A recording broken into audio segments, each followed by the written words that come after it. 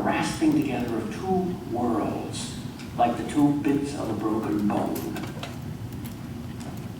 Here is our rational, visible world. Here is the mysterious, invisible world.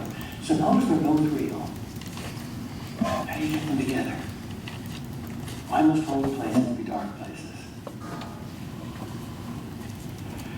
With the horror came the inconsolable grief, for the world had broken in pieces, and Psyche and I were not in the same piece. Oriol's God is departed. There's only one thing Oriol can do. She cannot endure this, and she cannot see because she cannot believe. Have done with this, Psyche, I said sharply. Where is this God? Where is this palace? Nowhere. It's in your fancy. Where is he? Show him to me. What is he like? Martin Buber, perhaps the greatest Jewish theologian of modern times, was very famous. And an atheist came to him, a famous atheist, a philosopher. And he said, I've been an atheist all my life, but I love you and I respect you, and if anybody can convince me that God exists, it's you. So please prove to me that God exists. Buber said, I do not have a proof in my back pocket that I can give you. Is that all you have to say to me? That is all I have to say to you. You are a fake, the philosopher said. By the way, the philosopher is writing this story in his autobiography. The title of the chapter is The Day I Met Martin Buber. And he exited Buber's study. But just before he slammed the door, Buber asked one question. But can you be sure there is no God? The philosopher wrote, that was 20 years ago. I am still an atheist. But there has not been a single day since then that Buber's question has not haunted my soul. Good technique. And now we get the heart of the Greek story. Psyche reveals to Oriol that this mysterious God of hers is invisible and must be trusted by faith rather than seen by sight. Oriol, even I have not seen him yet. He comes to me only in the holy darkness. He says, I mustn't see his face or know his name, not yet. I am forbidden to bring any light into his chamber, our chamber. Our chamber, of course, is the love bed. And we do have a love bed. It's called prayer. And what light do we bring into that chamber? It's largely darkness. So the temptation is to reject that fact and to disobey the God's commandment. The forbidden fruit here is bringing light into the God's chamber so that you see his face with your physical eyes. This is forbidden. So Oriol is going to tempt Psyche to disobey the commandment. She is going to play the part of the serpent. However, as she exits the place, she gets just a glimpse of the palace. It's foggy, it's misty, but she says, when I lifted up my head and looked once more into the mist across the river, I saw something that brought my heart into my throat. There stood the palace. Wall within wall, pillar and arch, labyrinthine beauty. And then a moment later it disappears. So she writes, now you who read give judgment. That moment when I either saw or thought I saw the God's house, does that tell against the gods or against me? Would they, if they answered, make that a part of their defense? Would they say that it was a sign, a hint, beckoning me to answer the riddle one way rather than the other? I will not grant them that. What is the use of a sign that is only another riddle? If the gods had an honest intention to guide us, why is their guidance not plain? Psyche could speak plain when she was 3. Do you mean the gods have not yet come so far? She refuses the fact that holy places are dark places. So she looks for a rational explanation. She gets one from Bardia. She gets another one from the fox. Bardia thinks it's the brute. It's the evil god who is hypnotizing her. And the fox thinks it's simply a vagabond, a man, who has raped her and has blinded her. And she loves those two explanations because it justifies her. So now she has to redeem Psyche from either the brute or this evil man. How is she going to do that?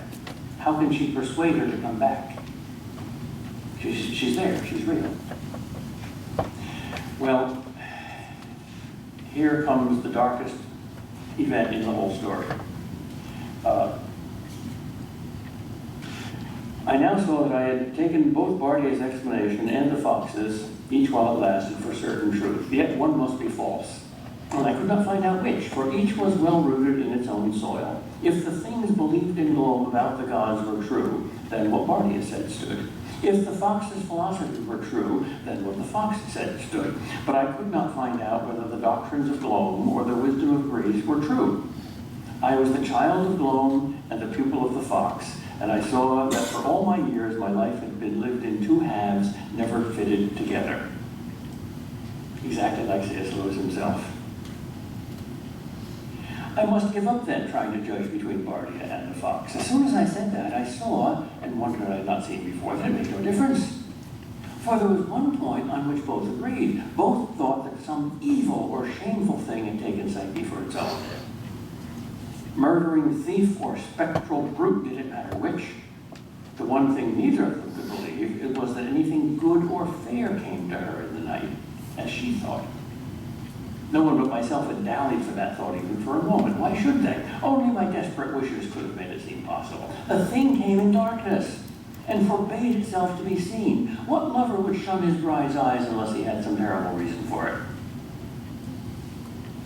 Why was our first commandment so arbitrary and irrational? See all these fruits in the garden, Adam, that I have created? They're all good. Now this one is forbidden. Don't eat that, and you can eat all the other ones. Why? I won't tell you. Totally arbitrary. Why does life have to be arbitrary? To make room for faith. If God had said, don't eat this one because there's a worm in it, Adam would have said, oh, I hate worms, so I'll do that. I don't hate God. But God didn't give a reason. Just trust me.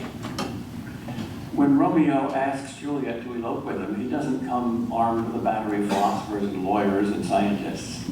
He says, leap, come, trust me. Well, if you're so sure of your God, Psyche, you will not refuse to put him to the test. What test? I need none myself. Look, I have brought a lamp and some oil. Here they are. I set them down beside her. Wait until he sleeps, then look. I cannot do that. Ah, see, you will abide no test. Why? Because you're not sure yourself. If you were, you'd be eager to do it. If he is, as you say, a god, one glimpse will set all our doubts at rest. What you call our dark thoughts will be brought to flight, but you daren't do it. Oh, Ariel, what evil you think. The reason I cannot look at him, least of all by such trickery, is that he has forbidden me. I can think of only one reason for such a forbidding, and only one reason for your obeying it. Well, then, Ariel, you know very little about love. He is a god. He has good grounds for what he does. How should I know of them? I know only his simple Psyche. An end must be made of this, I said. You shall do it. Psyche, I command you. Dear Maya, my duty is no longer to you. Then my life shall end with it, said I. I flung back my cloak, thrust out my bare left arm, and stuck my dagger into my arm till the point pricked out on the other side. Maya, what did you do that for? To show you I'm in earnest, girl. Listen, you have driven me to desperate courses. I give you your choice. Swear on the edge of my dagger, with my blood still wet on it, that you will this very night do as I have commanded you, or else I will kill first you and then myself. Very well, said she, queen-like, raising her head. You might have spared the threat of killing me. All your power over me lies in the other. Then swear, girl. You never knew me to break my oath. Another test, ethical test here, is in Psyche's accepting of Oriol's test in order to save Oriol's life. Is she doing the right thing or the wrong thing? She's deliberately disobeying her God in order to save the life of Oriol, and probably the eternal soul of Oriol, because Oriol would commit suicide otherwise. This is an almost insoluble moral dilemma. And rationally, there's no answer to it. At least no clear answer. But instinctively, there is a very clear answer. She has to save Oriol because she loves her. You are indeed teaching me about kinds of love I did not know, sister. It is like looking into a deep pit. I am not sure whether I like your kind of love better than hatred. Or Oriol, to take my love for you, because you know it goes down to my very roots, and cannot be diminished by any other newer love. And then to make of that a tool, a weapon, a thing of policy and mastery, an instrument of torture. I think I never knew you. Whatever comes after this, something that was between us dies today. So she swears, and she brings the light into the god's chamber to save Oriol, and the god departs, apparently forever.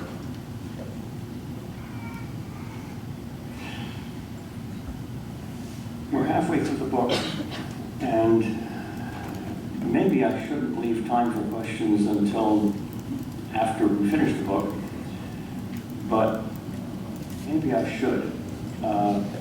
It's 11:30. We're supposed to end at 11:35, right? Yes. What do you think? We do 5 more minutes of text or 5 minutes of questions? Text, yeah, let's do the story. Oriol, apparently successful now, is leaving the holy place, and she has another vision.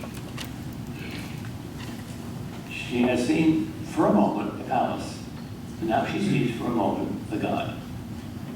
There came, as it were, a lightning that endured. That is, the look of it was like the look of lightning, pale, dazzling, without warmth or comfort, showing each smallest thing with fierce distinctness, but it did not go away. In the center of the light was something like a magnet.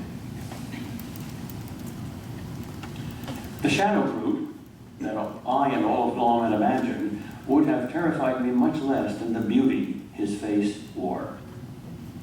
And I think anger in that face, or what men call anger, would have been more supportable than the passionless and measureless rejection with which it looked upon me. Most terrifying verse in the Bible, I think, is, "Depart from me, I never knew you."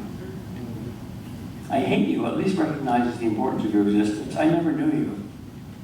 Well, what God doesn't know doesn't exist. He rejected, denied, answered, and worst of all, he knew everything I had thought and done and been. He made it to be as if from the beginning I had known that Psyche's lover was a god, and as if all my doubtings and fears and guessings and debatings and questionings of Bardia and the fox and all the rummage and business of it had been trumped up foolery, dust blown in my own eyes by myself. Yep. Or as they say in Maine, yep. And now the god speaks. Now Psyche goes out into exile. Now she must hunger and thirst and tread hard roads. Those against whom I cannot fight must do their will upon her. This is not the supreme god. This is just a kind of angelic instrument of a god. And there are demons that are stronger than him, or laws that he cannot disobey. So poor Psyche must now go through a horrendous purgatory. And you, woman, your fate is that you must know yourself and your work. And you also shall be Psyche. What does that mean? Very mysterious. We won't find that out until the very end. The voice and the light both ended together as if one knife had cut them short. Then, in the silence, I heard the noise of the weeping. This is, of course, Psyche weeping. Because the god, the source of all her joy, has left her. I never heard weeping like that before or after. Not from a child, not from a man wounded in the palm, not from a tortured man, not from a girl dragged off to slavery from a taken city. If you heard the woman you most hate in the world weep so, you would go to comfort her. You would fight your way through fire and spears to reach her. And I knew who wept and what had been done to her. and who had done it. This is why we weep when we watch The Passion of the Christ, because we knew who did that. Now, Mel Gibson very beautifully has that scene where the Roman soldier is trying to nail Christ to the cross, and he's clumsy. He's never done crucifixion before. So you hear a voice say, "Let me show you how to do it." And you just see a hand reaching for the hammer and taking the nail, putting it in Christ's hand, and jamming the nail into the hand. That's Gibson's voice in Gibson's hand. He's a tortured soul, but he's a profound one. What now can Oriole possibly do? How can she endure herself? She can't. So what does she do? She hides from herself. But how can you hide from yourself? Oh, very easily. You stick your head in the sand. You hide from others, thinking that you're hiding from yourself. And since she's ugly anyway, she covers her face with a veil. And no one ever sees her for the rest of her life. She writes, "My aim in this was to build up more and more that strength, hard and joyless, which had come to me when I heard the God's sentence, by learning, fighting, and laboring to drive all the woman out of me."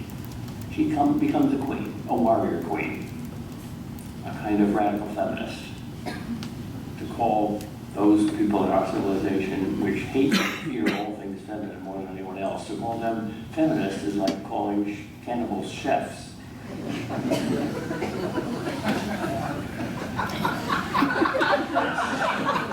So that's Oriole.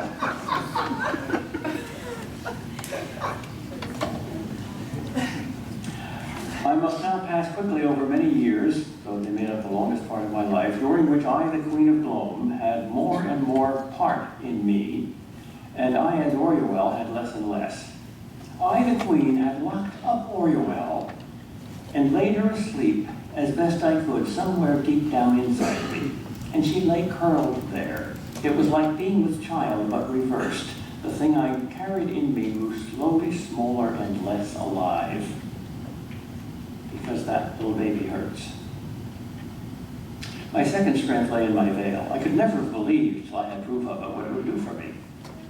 As the years passed, and there were fewer people in the city and none beyond it who ever remembered my face, the wildest stories got about as to what that veil hid. No one believed it was anything so common as the face of an ugly woman.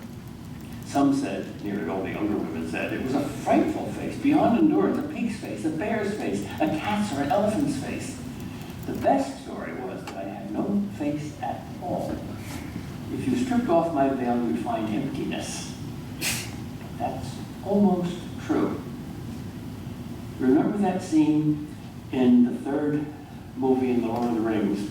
This is only in the restored director's cut, where Gandalf confronts the Lord of the Nazgul at the gates of Gondor. And apparently this is the end. And the monster brute pulls back his helm, and you can see his face, and there's no face there. There's just emptiness. And there's a little light burning from an infinite distance. Just imagine tomorrow morning you woke up and you went into the bathroom to shave or put on makeup, and you looked in the mirror and there was simply a wall of flesh. Well, in a sense, that's what's happening. That's the kind of foretaste of hell, according to Lewis. It's not a human being who goes to hell, it's what was once a human being. So Oriole is on her road to hell. She's not there yet. She's going to be redeemed. But this is much more terrifying than mere external stuff, special effects. I think we should stop at this point because I'm 3/4 of the way through, but almost half the stuff is in the last quarter of the book. So I hope I've